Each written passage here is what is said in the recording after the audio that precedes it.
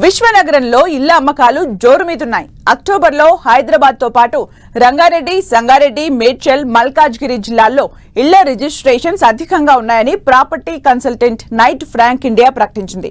కొత్త ప్రాపర్టీలతో పాటు second hand ఇళ్ల అమ్మకాల రిజిస్ట్రేషన్స్ అక్టోబర్లో భారీగా పెరిగాయని నైట్ ఫ్రాంక్ ఇండియా తాజా రిపోర్టులో తెలిపింది.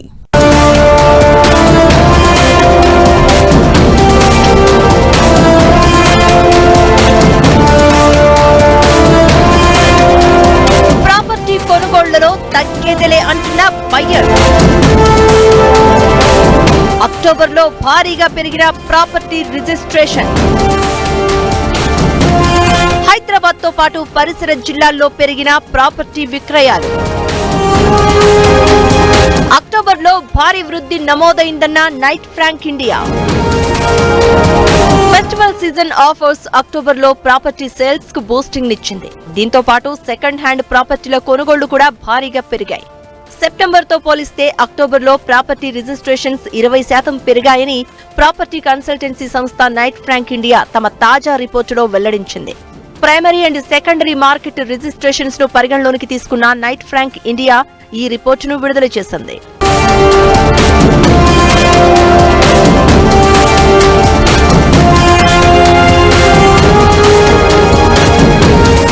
హైదరాబాద్ లో రియాలిటీ రంగం నెమ్మదిస్తోంది అన్న వార్తల్లో నిజం లేదని, అక్టోబర్లో ప్రాపర్టీ సేల్స్ భారీగా నమోదయ్యాయని నైట్ ఫ్రాంక్ ఇండియా వెల్లడించింది.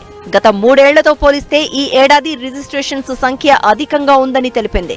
2022లో 56,000, 2023లో 58,000కు పైగా రిజిస్ట్రేషన్లు జరిగితే ఈ ఏడాది ఇప్పటి వరకు 65,000కు పైగా రిజిస్ట్రేషన్స్ జరిగాయని నైట్ ఫ్రాంక్ వెల్లడించింది. ఇక తెలంగాణలో అక్టోబర్ నెలకు సంబంధించి రిజిస్ట్రేషన్స్ వృద్ధి కేవలం 2% మాత్రమే నమోదు కాగా, విలువ పరంగా చూస్తే 14%గా ఉందని నైట్ ఫ్రాంక్ వెల్లడించింది. ఇక హైదరాబాద్ లో అక్టోబర్లో ప్రాపర్టీల రిజిస్ట్రేషన్స్ 3,617 కోట్ల రూపాయలుగా నమోదైంది. గత ఏడాది ఇదే సమయంలో ప్రాపర్టీ రిజిస్ట్రేషన్స్ 3,175 కోట్ల రూపాయలుగా ఉన్నాయి. ఏదేమైనా గత 3 ఏళ్లతో పోలిస్తే ఈ ఏడాది అమ్మకాల విలువ అధికంగా ఉందని మార్కెట్ ఎక్స్పర్ట్స్ చెప్తున్నారు.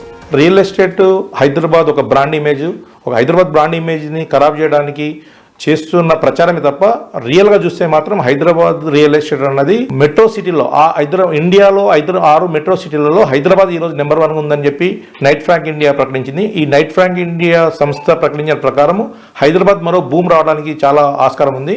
అందులో ఈ యొక్క ప్రచారానికి, గ్లోబల్ ప్రచారం చేస్తున్న రియల్ ఎస్టేట్ తగ్గిందన్న ప్రచారానికి వాస్తవానికి రియల్ ఎస్టేట్ రిజిస్ట్రేషన్ డాక్యుమెంట్స్కు పోలిస్తే మీకే తెలుస్తుంది.